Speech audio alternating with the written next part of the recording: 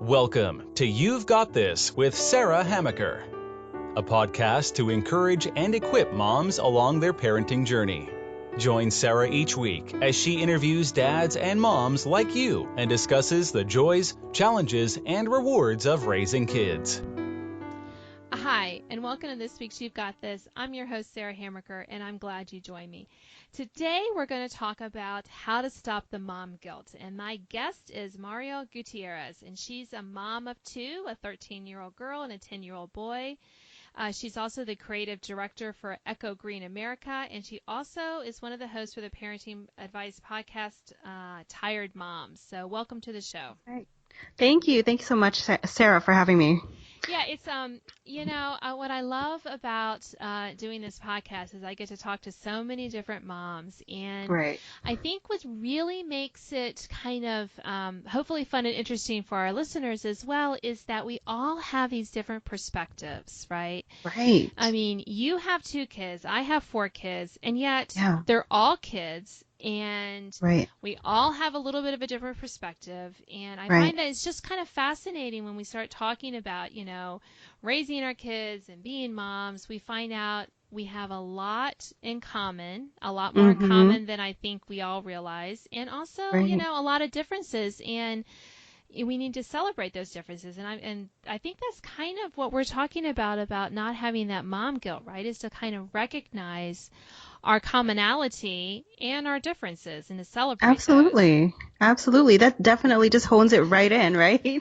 Like there'd be so much less mom guilt if we weren't just, if we were all on the same page, we all understood we're not perfect, no one's judging each other, Yeah, that definitely just kind of sums it up. I think we're done here, Sarah. Okay, great. Now, so what do we talk about now? No. It's true, though. It is. And I think that part of it, part of, the mom guilt we have is the thing that we think that we can be perfect in our parenting. And if we don't feel like we're perfect, we kind of look around and we think, well, she's perfect and she's perfect, and Who's the standard? I don't see her kids doing what my kid just did. No, exactly. When I became a mom at a pretty young age. I was only 22. And so I was constantly looking around me, and the thing is culturally for us too, I was constantly being told what to do, do this, stay at home, do that, and so it was so confusing for me. Like, I was like, what do I do? Do I pursue a career? Do I work? Do I stay home? There was this one time an old lady put like, a piece of thread with her saliva on my baby's forehead. She was like, this is great for, for hiccups or whatever. And I was like, I was like, with all due respect, like what do I do? And again, the kid's head. I know, exactly, germs. But like, I was just like, I didn't know where to place myself just because I was kind of like a rookie mom, So I was kind of taking everything that everyone was throwing at me and I was internalizing it, And so by the time it was time for me to make decisions on my own, oh my gosh, like the mom guilt was just thick. It was a thick layer. Yeah, and I was an older mom, not that much older, but definitely older than 22, when I had my first child. And I remember, I think I was pregnant with our second, and we went to the park, like the first warm day of spring. I live in Virginia, so we say cover it up. It does get chilly. Sometimes it gets downright cold here. So we're nice spring day. She has short sleeves on. We're going to the park. We're only going to be there like maybe 15, 20 minutes because of everything else we had to do. And I look around me, and I swear every single mom, and the park was crowded because it was a gorgeous spring day, was slathering sunscreen on their child, except for me. Right. Your kids got short sleeves. Yeah, they're all kids. Every kid has short sleeves, long pants on, and everyone's slathering sunscreen all over. And my daughter looks at me, and she's like, do I need sunscreen? And it was that moment where I felt this crushing my mom guilt, right? I can't believe I didn't bring sunscreen. And then I gave myself a mental slap in the forehead and said, we're here for 15 minutes. You're fine. Yeah. It's 3 o'clock in the afternoon. We're not on the equator in a hot Yeah. part of the day going swimming. It's going to Yeah. be okay. So I said, no, you're fine. Go play. But it was that moment I think I realized how pervasive that mom guilt can be, even though none of the moms were looking. I didn't feel like they were looking at me or really noticing me. They're too busy trying to slather sunscreen on slippery Right. toddlers. They got their hands full. No one's paying Yeah. attention to me. But Yeah. I did feel that. Yeah, of I mean, course. we kind of have, so that's one of the first moments when I was like, oh wow, that thing is out there and it's like trying to know. get me. But it's crazy just to think that how much of what moms actually do is because they believe it's for the best, or whether it's just because they're like succumbing, to the pressure. Like, Right. yeah, I don't want to be looked at. I don't want to be judged. It's easier to just take the spray of whatever SPF, even if it's like 7 p.m. at night, Yes. but we're safe, But that really sounds exhausting. It does, and I'm glad you said that, because I think that it and that's one of the things that we can really kind of work ourselves into a frenzy about, Yeah. and it can make us exhausting, and it can make our kids kind of crazy, Yeah, too, when it we can. constantly have to do all that, and helping our kids to realize, my first two were girls, and then I had two boys, and Right. I think especially trying not to pass on any mom guilt to them before they're moms, that women Right. expectations and stuff, and just be like, it's okay. It's all right. Absolutely. I think, what, once just going back to like your first point there, right? Like not judging each other and trying to just be good humans first, right? As an individual, let's be good humans first. I think once I zoned in on that, because I used to cry on the train every day, like whenever I would go to work, my daughter I would literally be two bridges away from my daughter. And in the Bay Area, that's very far, and I would cry every day, and people, like I said, they were like on me. They were like, you don't need to work. Yeah. And I'm like, yeah, I do. We live in the Bay Area, Yeah. But I used to cry. But at the end of the day, like when I just kind of said, you know what, here's what's best for my family. Here's what's best for my kid. Then I started to feel okay, It's really hard turning off like the sounds though. It's really hard turning off the sounds. But as long as like my husband and I were on the same page, we agreed, right? This is what's best for right now.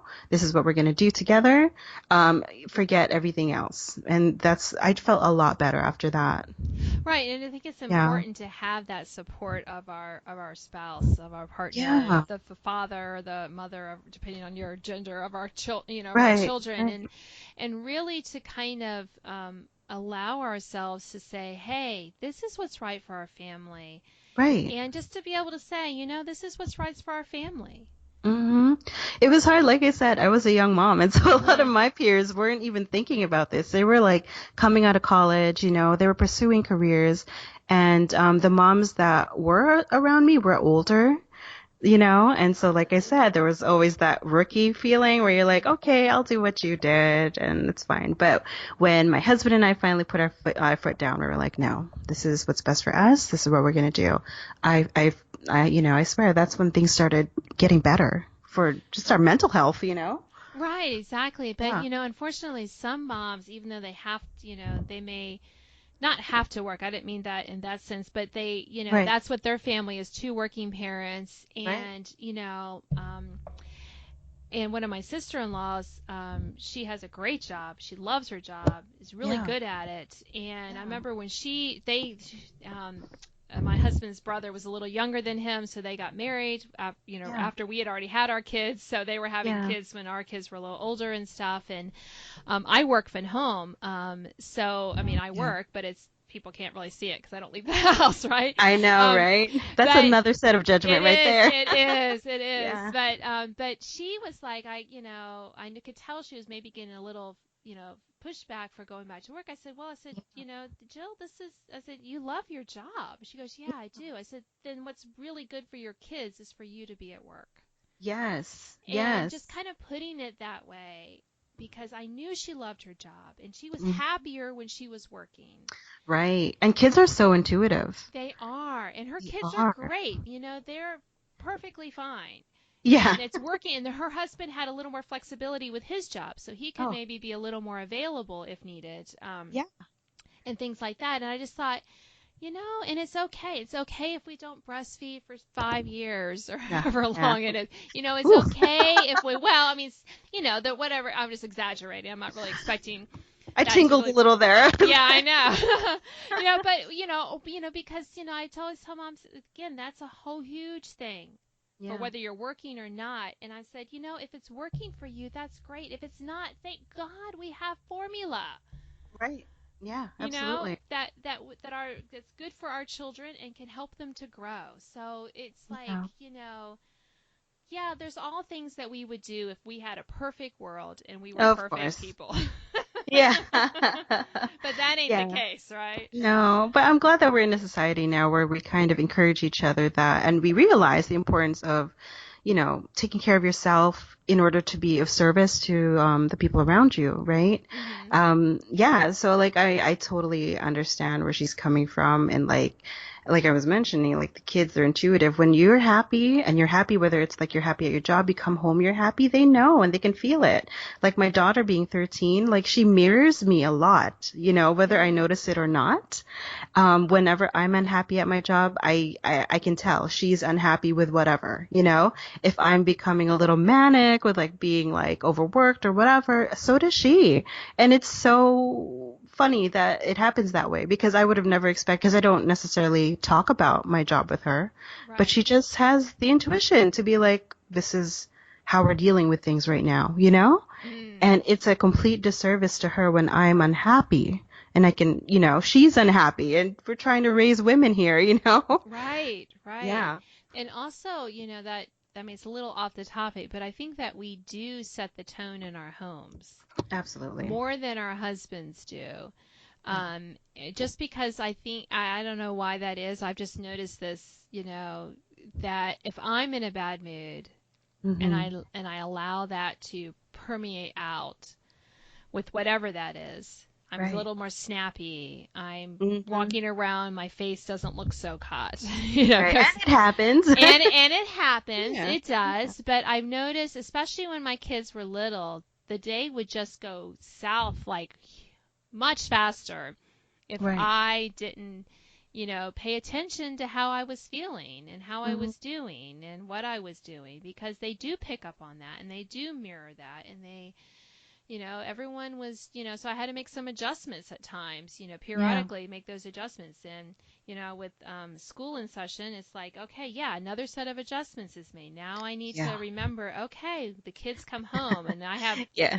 You're balancing 4 calendars now. Yes, and 3 schools. Yep. So you're lucky me this year. I know. I'm trying not to cry about it. But, so that means they leave at a rolling, 3 different times in the morning. Then they come home at 3 different times in the afternoon. So it's just that adjusting my schedule so that I can be there for them, even just briefly, that brief check-in, and just reminding myself, yeah, that's okay. We'll all get used to it. We'll all get used to the schedule. And that's part of the mom guilt too. There's, because I work from home and you work, it's a lot of things that I don't do at school, even though I'm quote home during the day. Right. And then what's funny is I actually also worked from home for a moment, and they kept on coming to me, Yes. They were just like, what can you volunteer for? What can you be a homeroom teacher? I'm like, no, I'm working. Yeah. I know. Sometimes and that's the guilt too, right? Oh, of course, because your son's also, or your kid is like, why can't you be the mommy, the mommy teacher, the homeroom teacher? And it's like, because I'm working, but I love you. Right. I know. It was funny, especially in elementary school, that's super important. And oh, yes. I think I realized with my first, I was like, yeah, I have to set the bar like really low, because I have 3 more kids coming, and one day they're all going to be in elementary school, and I'm just not going to have the bandwidth, the stamina, even if I wasn't working, to do all the. So I was like, okay, there's a couple things that I usually volunteered for, like the book fair. So they saw me there, and I tried to come have lunch with them once I try to do some of those birthdays, things. Yeah. Right, those kind of things. And again, the mom guilt, because sometimes you're like, well, such and such's mom is like there all the time. And I'm like, yeah, that's great. But I always try to bank on the fact that one day they'll understand, in the same way that, eventually when I became a mom, I understood my mom better, Right.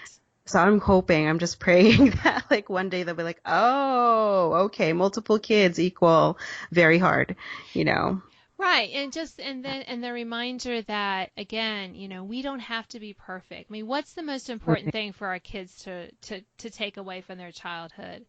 That they were loved, that they Right. were safe, that they were secure. Right. And that's wealth right there, It is. It is. So what if we didn't go to every single thing? If they knew that we paid attention to them and were interested in their lives and knew about their lives, Right. even if we didn't attend, Right. every event. I remember, since when did parents start attending every event? I mean, this is what I want to know because, I mean, I remember my parents were interested in I played some high school sports, not very well, Right. but I got the opportunity to play and I loved it. I had a great time. But they Yeah. didn't come to every home game. And And you weren't heard about it, right? no, I was glad actually. Let's be honest here. I was like, no, don't. Are you coming? Oh man, my parents are coming. Oh, gosh. Not that I didn't love them or want them to watch, but it was just that added pressure of having them. Then one of my older siblings came to a game one time, and I was like, oh no. I really felt bad. But but they asked about them when I came home. How was your game? How was that gave me the choice to tell them what I wanted them to know about it. It gave me some, and I felt like it gave me, as a kid, a handle kind of on my story, Right. right? Right. I was able to decide what was important and what wasn't. Yep. And I think about that sometimes with my kids. There's a lot about their day I don't know. Mm-hmm. And yet they come home and I give them that opportunity to tell me what they want to tell me about the day. And I know there's stuff they're not telling me, and maybe there's stuff they should be telling me. Right. But frankly, they can't hide their grades like we could, right? I didn't show the test to mom, she didn't have a clue. A report card came out, everything was okay. Right. But now we can see it all online, so there's nothing they Oh, can yeah. really hide. But I just feel like, part of it is giving our kids that opportunity to tell their own story, to be their own. And so me not being at everything gives them that opportunity. Right. No, that's actually a beautiful balance. If we're allowed to be better people and, better parents by pursuing becoming better people, then so should they, right? On their own. Right. Yeah. Yeah. Yeah, exactly. And that's, I think, back to our, original topic of, how to stop the mom guilt. I think that Yeah. that really plays into it because, we really can't be at everything that our child does. No. And, we should, let them pick which ones we want to go to, make an Mhm. effort to go to those things, and let them have control over their story for everything else, Yeah, I totally agree. That relieves a lot of pressure on the parent as well. It does, doesn't it? It does, yeah. But on the kids too, I Yeah. think they like to be their own people. They want to have their own, narrative, their own, space to Right. interact without mom and dad constantly being there, Of shoving, course. whatever. Yeah. So, Any elements that we can give them control over safely, why not, right? yeah. And again, it goes back to having less of that kind of guilt for us because they're happy, we're happy, everyone's happy. That's true. That's true. and I our love that. and our schedules are not quite so jam-packed. Right. Well, I imagine yours are crazy. Yeah, it's just a little bit. My kids actually don't do a lot. They don't do a lot of stuff, mostly But because yeah. between the three of them, I bet, right? Right. Well, four. Yeah. Oh, four. That's right. Oh Four my kids, word. 3 school. Yeah, I know. Wow. It's any time you add. Our oldest is almost. She's working on getting her driver's license, so Oh, sweet. soon we'll have another driver. So that will that will Yes. relieve some of the pressure Yeah. on everything. So well, we're about at the end of our time, but I always like to ask my guests, is there anything else that you wanted to share about our topic or in general about being a mom that you think is kind of on your heart? On my heart. Well, you know what? I wish that someone had told me that it's okay to ask for help, right? And that if you seek it out, there's a community out there, for you, as a mom. You don't have to do it alone. I think that's always the thing that I want to make sure that every mom knows, whether she's new at this or just maybe feels alone. You're not. We're here. We're all crazy and we're all suffering with you, Yes. Yeah. Yeah, no, I love that. It's always a great reminder that, no, we're in this together. You are not alone. And Right. it doesn't take, with today's technology and meetup apps and all this Yeah, neighborhood Facebook groups. apps and Facebook Yeah. groups and school. There's pretty easy to find your tribe, your moms who you feel comfortable with and fit in with. So if you haven't done it, seek those out. Even if you feel like you don't have time, it really helps with easing the mom guilt when you're with other moms. So get with them, have that fellowship, and I think you'll feel better. And you're right, and you're not alone. You're not alone. So that's a great way to end our podcast. So thank you so much for being with me today. Thank you, Sarah. Yeah, you've been listening to You've Got This. I'm your host, Sarah Hammerger, and tonight I've been talking with Mariel Gutierrez. She's a mom, and she's also the creative director for Ecogreen, as well as one of the hosts for the parenting podcast Tired Moms. So you can find out more about her in her bio linked to this podcast. So thank you for joining me, and I'll see you next week. Thanks for listening to this week's podcast of You've Got This with Sarah Hammerger. Sign up to receive notification of new podcasts and listen to previous editions at sarahhammaker.com. Until next time, remember, parenting might be hard sometimes, but don't worry, you've got this.